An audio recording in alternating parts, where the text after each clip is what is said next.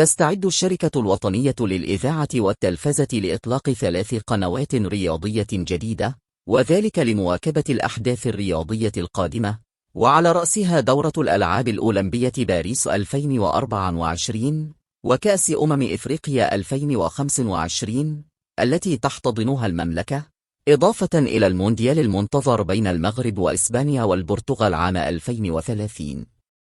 وحسب مصدر مسؤول، إن الشركة الوطنية للإذاعة والتلفزة ستطلق هذه القنوات الجديدة خلال الأيام القليلة المقبلة، وستحمل أسماء الرياضية 1 والرياضية 2 والرياضية 3 بالإضافة إلى القناة الأم.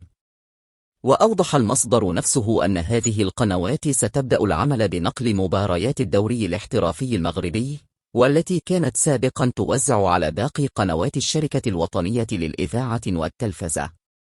وأشار المصدر ذاته إلى أن العمل في القنوات الجديدة سيكون بشكل تدريجي، وأن هناك مجهودات كبيرة من إدارة القنوات وباقي الجهات المعنية، بحكم أن المشروع يتطلب موارد بشرية ولوجستية ومالية جديدة.